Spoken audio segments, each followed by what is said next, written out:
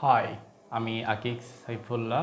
কিছুদিন ভিডিও বানাচ্ছিলাম sleep cycle ঠিক করা নিয়ে, যেটি আমি 1 মাসের মধ্যে ঠিক করতে সক্ষম হয়েছি। যেখানে আমি প্রতিদিন রাত 2টা-3টার দিকে ঘুমোতে যেতাম, সেখানে এখন প্রতিদিন 9টা থেকে 10টার ভিতরে ঘুমাতে যেতে পারছি।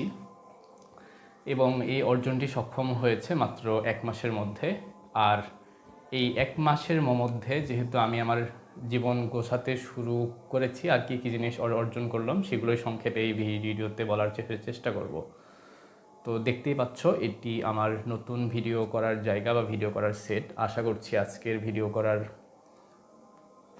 পরিবেশটা বিগত সব কয়টা ভিডিওর চেয়ে একটু আলাদা এবং আরও বেশি সুন্দর হয়েছে।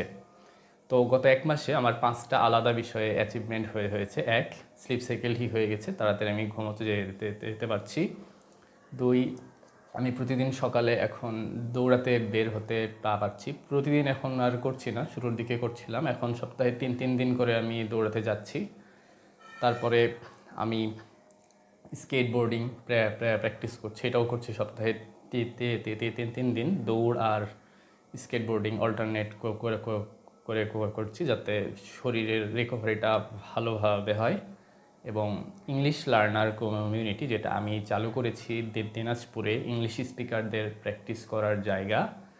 এখানে এখন আমাদের 2টা কার্যক্রম চালু আছে। এক হচ্ছে রেগুলার কার্যক্রম, ইংলিশ প্র্যাকটিস সেশন, যারা ইংরেজিতে কথা বলতে পারে তারা এসে প্র্যাকটিস করবে। এবং আরেকটা হচ্ছে বিগিনারদের জন্য, যারা শুরু থেকে স্পোকেন ইংলিশ শিখতে চায়, ইংলিশ একেবারে কাঁচা, তাদেরকে আমি ইংলিশে কথা বলা শেখাচ্ছি। এইটাও ওই একই সময়ে, অর্থাৎ 1 ঘন্টা আগে পরে সপ্তাহে 3 দিন করে আমরা এটার কার্যক্রম পরিচালনা করছি। আর আরেকটা অ্যাচিভমেন্ট, যেটা সবচেয়ে বড় অ্যাচিভমেন্ট বলা যেতে পারে স্লিপ সাইকেলের পর, সেটা হলো যে আমি প্রতিদিন ভিডিও বানিয়েছি একটা করে, কোনো দিন ভিডিও বানানো মিস হয়নি। যেমন প্রাতঃকথন একটি সিরিজ শুরু করেছিলাম, 17 দিন পর্যন্ত সেটি কন্টিনিউ করতে পেরেছি। তো এখন সমস্যাটা হচ্ছে যে আমি সকালে ভিডিও বানাতে পারছি না, কোনো একটা কারণে আমার ডিসিপ্লিনের ঘাটতি হচ্ছে। ভিডিওটা বানাতে দেরি হয়ে যাচ্ছে, যেমন আজকের ভিডিওটাও বানাচ্ছি সন্ধ্যায়। এই দিকটাতে আমাকে একটু উন্নতি করতে হবে। এই হলো আমার বিগত 1 মাসের রিভিউ। তো আমি এই ভিডিওতে একটা জিনিস সবাইকে উদ্দেশ্যে বলবো যে আমি এখন একটা এনিমে দেখা শুরু করতে চাই।